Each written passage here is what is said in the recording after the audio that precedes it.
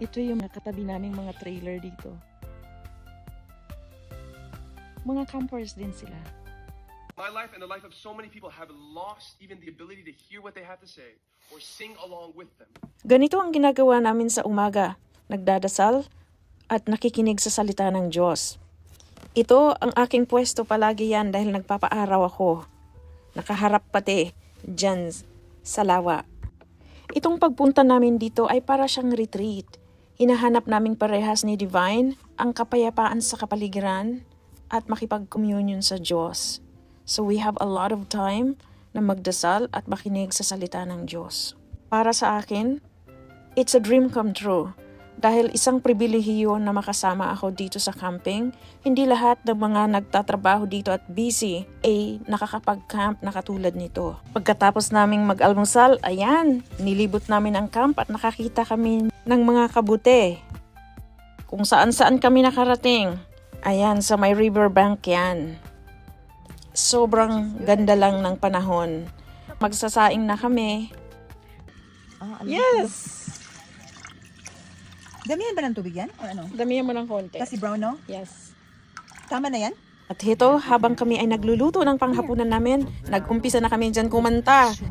I don't know the song, It's but okay. I'm gonna join my friend. Shout out kasi itong kantang to, dinidikit ito ni Divine sa kanyang friends sa US. Hoy, pumili ka malang. Hands, touching hands, reaching out, touching you, touching you.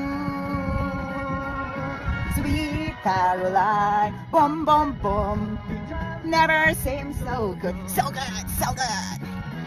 I've been inclined, to believe they never would. Oh no, but we are. Sigurado ko, nahulahan ninyo kung sino ang dancing queen dito sa aming dalawa.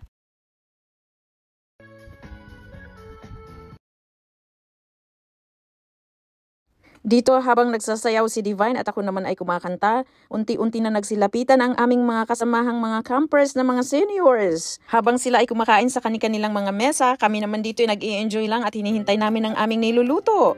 Tuloy-tuloy lang ang kantahan, tuloy lang ang sayawan. Tanggal ang toxic sa aming katawan. Tapos namin mag-entertain sa aming mga seniors na mga campers.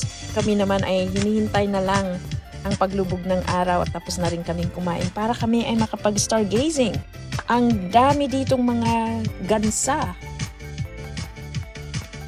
Kinabukasan, paggising ko, inayos ko na rin itong aking higaan, pati ang aking sleeping bag.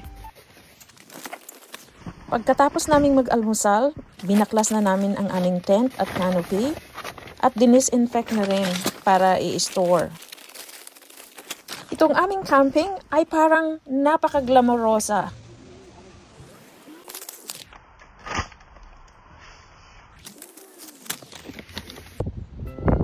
Bago kami tuluyan ng umalis, inikot ko muna kung saan kami naka-check-in. So ito ang itsura noon. Ito yung recycle bin. Ganito po yung pagbukas niyan. It's very safe. At ito naman, para yung bear hindi maghalungkat kung makakain dyan. Bakal po yan. Dito kami kumukuha ng tubig. Although mayroon kaming drinking water na dala-dala, pero dyan kami kumukuha ng panghugas. Pinakita ko kanina ng washroom, both men and women, sa kabila. Magkabilaan po yan.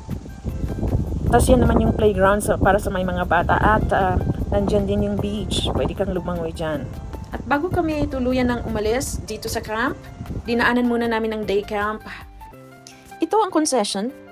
Hindi na ako pumasok sa loob. Inikot ko na lang muna dito sa labas. Yan yung mga washrooms. Tapos may volleyball net dyan. It's very relaxing. Ito po yung lake.